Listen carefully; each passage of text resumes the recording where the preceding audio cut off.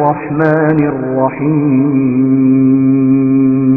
ولا تقولوا لما تصف ألسنتكم الكذب هذا حلال وهذا حرام لتفتروا على الله الكذب إن الذين يفترون على الله الكذب لا يفلحون متاع قليل ولهم عذاب أليم وعلى الذين هادوا حرمنا ما قصصنا عليك من قبل وما ظلمناهم ولكن كانوا أنفسهم يظلمون ثم إن ربك للذين عملوا السوء بجهالة ثم تابوا من بعد ذلك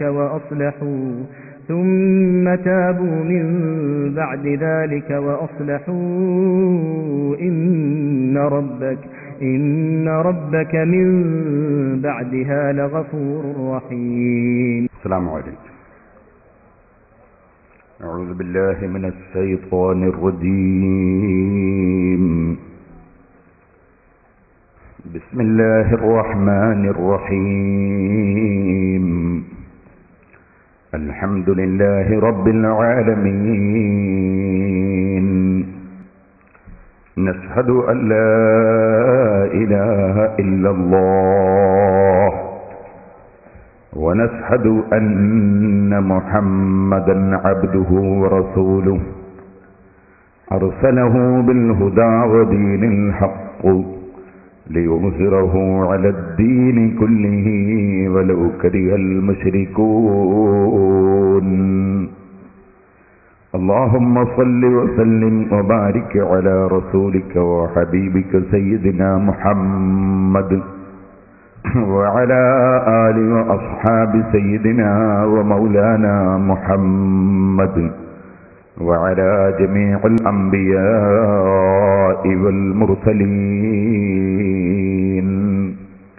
ومن اقتدى بهديهم إلى يوم الدين. أما بعد، أعوذ بالله من الشيطان الرجيم.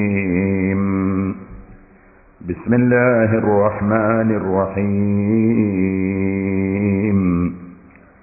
يا أيها الذين آمنوا إن تطيعوا فريقا من الذين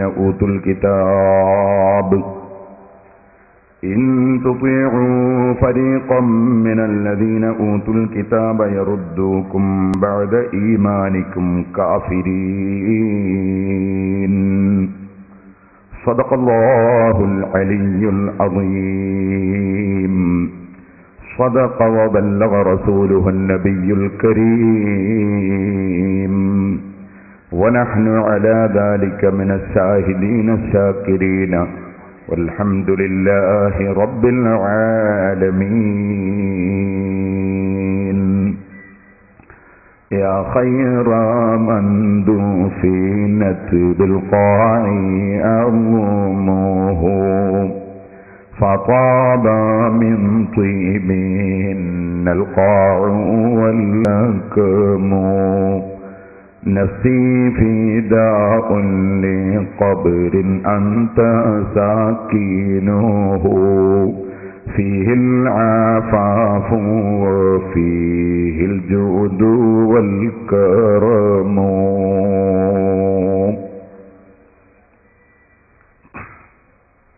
ബഹുമാന്യരെ,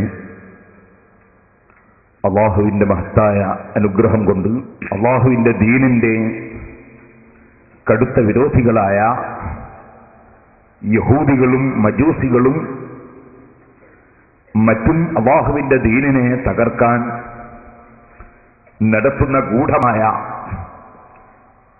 പദ്ധതികളെ സംബന്ധിച്ച്, അതിൻ്റെ വക്താക്കളെ സംബന്ധിച്ച് അറിഞ്ഞോ അറിയാതെയോ അതിൻ്റെ പ്രചാരകരാകുന്നവരെ സംബന്ധിച്ച്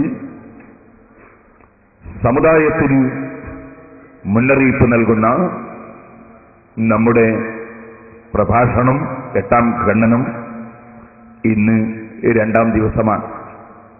അല്ലാഹു ജല്ല ജലാലുഹു, അല്ലാഹു പൊരുത്തപ്പെടുന്ന കാര്യങ്ങൾ സംസാരിക്കാനും ഉൾക്കൊണ്ട് ജീവിക്കാനും നമുക്കെല്ലാവർക്കും തൗഫീഖ് നൽകുമാറാകട്ടെ.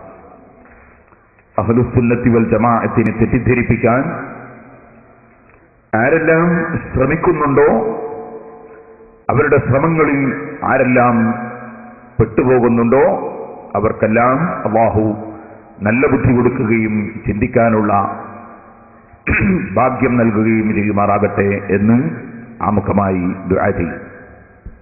ഇസ്ലാമിനെ ആശയപരമായി തകർക്കാൻ ലോകത്ത് ഒരു മുസ്ലിം വിരോധിക്കും സാധ്യമല്ല. അത്രയും കെട്ടുറപ്പുള്ളതാണ് ഇസ്ലാമിന്റെ സുന്ദരമായ ആശയങ്ങൾ. മുസ്ലിമിനും അമുസ്ലിമിനും, മതമുള്ളവരും ഇല്ലാത്തവരും ഇസ്ലാമിന്റെ ഏതെങ്കിലും ഒരു വിഷയം മനുഷ്യനന്മക്ക് എതിരാണ് എന്ന് ചൂണ്ടിക്കാണിക്കാൻ സാധ്യമല്ല. അല്ലാഹുവിന്റെ ദീൻ അഷ്റഫുൽ ഖൽഖ് സല്ലല്ലാഹു അലൈഹി വസല്ലം ഇവിടെ പരിപൂർണമായി പഠിപ്പിച്ചു. അവിടുത്തെ സഹാബത്ത് അത് പൂർണ്ണമായി ഉൾക്കൊണ്ടു. ആ സഹാബത്ത് ലോകമെമ്പാടും ഇസ്ലാം മതം പ്രചരിപ്പിച്ചു. അവർ അതിനുവേണ്ടി നാടും വീടും കുടുംബവും ഉപേക്ഷിച്ച് ആയിരക്കണക്കിന് കിലോമീറ്റർ പടുകൂറ്റൻ തിരമാലകളിലൂടെ ചെറിയ പായക്കപ്പലിൽ കയറി, ആധുനിക സജ്ജീകരണങ്ങളും യന്ത്രങ്ങളും ഇല്ലാത്ത കാലത്ത് ചെറിയ തിരിവിളക്ക് കത്തിച്ചു വെച്ച് കടലിലൂടെ അവർ യാത്ര ചെയ്തു. ഒരു ഒറ്റ അനുകൂലിയും ഇല്ലാത്ത ഇന്ത്യ പോലുള്ള രാജ്യങ്ങളിൽ അവർ അല്ലാഹുവിന്റെ ദീനിന്റെ വെളിച്ചം കൊണ്ടുവന്ന് പ്രചരിപ്പിച്ചു. ഈ രാജ്യത്തുള്ള ഹൈന്ദവർ, ക്രൈസ്തവർ, അങ്ങനെയുള്ള മതക്കാർ ആ വന്ന മഹാന്മാരുടെ ആത്മീയ ചൈതന്യവും അവരുടെ മഹത്വവും മനസ്സിലാക്കി അവർ ഇസ്ലാമിനെ ആദരിക്കുകയും ബഹുമാനിക്കുകയും മുസ്ലിങ്ങൾക്ക് പള്ളി നിർമ്മിക്കാൻ സ്ഥലം അനുവദിച്ചു കൊടുക്കുകയും വളരെ ചെറിയ ആളുകൾ, വളരെ ചുരുങ്ങിയ ആളുകൾ മാത്രമാണ് ഇന്ത്യയിൽ വന്നതെങ്കിലും അവർക്കിവിടെ സ്വതന്ത്രമായി ജീവിക്കാൻ ഈ രാജ്യത്തുള്ള എല്ലാ മതക്കാരും സൗകര്യം ചെയ്തു കൊടുക്കുകയും ചെയ്തു. അങ്ങനെ നമ്മുടെ മുൻഗാമികൾ പരിശുദ്ധ ഇസ്ലാമിലേക്ക് സ്വമേധയാ ഇസ്ലാമിന്റെ പവിത്രതയും മഹത്വവും മനസ്സിലാക്കി കടന്നുവന്നു. ആ വന്ന മഹാന്മാർ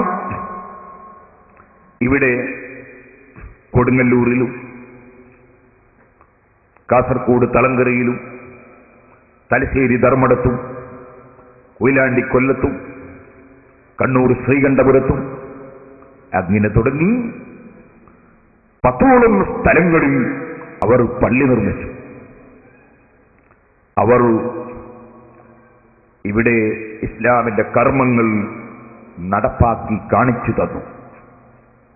അന്നു മുതൽ ഇന്ന് വരെ ആ പള്ളികളിൽ അല്ലാഹുവിന്റെ ദീൻ പരിപൂർണമായി നിലനിൽക്കുന്നു. കൊടുങ്ങല്ലൂരിൽ മാത്രം ഇടയ്ക്ക് കുറച്ച് ദിവസം നിസ്കാരത്തിന്റെ വളരെ പ്രധാനപ്പെട്ട നിബന്ധനയായ ജുമുഅ നിസ്കാരത്തിന്റെ നിബന്ധനയായ ഖുതുബ അറബിയല്ലാത്ത ഭാഷയിൽ ഓതാൻ കമ്മിറ്റിയിലെ പുത്തൻവാദികൾ പരിപാടി സംഘടിപ്പിച്ചു. എങ്കിലും അൽഹംദുലില്ലാഹ് അല്ലാഹുവിന്റെ തൗഫീഖ് കൊണ്ട്, എന്റെ ഉസ്താദുമാരുടെ ബർക്കത്ത് കൊണ്ട് ഞാൻ അവിടെ പോയി ഖുതുബ പരിഭാഷയെ സംബന്ധിച്ച് വ്യക്തമായി പ്രമാണങ്ങൾ ഉദ്ധരിച്ച് സംസാരിച്ചു. അങ്ങനെ കുറഞ്ഞ ദിവസം മലയാളത്തിൽ നടന്ന ഖുത്ബ അൽഹംദുലില്ലാഹ് വീണ്ടും അറബി ഭാഷയിലേക്ക് തന്നെ കൊടുങ്ങല്ലൂരിലെ ഇന്ത്യയിലെ ഒന്നാമത്തെ പള്ളിയിൽ തിരിച്ചു വന്നു. ഇപ്പോൾ അറബിയിൽ തന്നെ ഖുത്ബ നിർവഹിക്കുകയാണ്. ഇത് അള്ളാഹു നമ്മെ ഏൽപ്പിച്ച ഉത്തരവാദിത്വം നിർവഹിച്ചതാണ്. അള്ളാഹു ഏൽപ്പിച്ച ഉത്തരവാദിത്വമാണ്. എവിടെയെങ്കിലും ബിദ്അത്ത്, അള്ളാഹുവിന്റെ ദീനിൽ ഇല്ലാത്ത ആശയം കടന്നു വരുമ്പോൾ അതിനെ പ്രമാണത്തിന്റെ പിൻബലത്തോടെ നേരിടണം എന്നത്.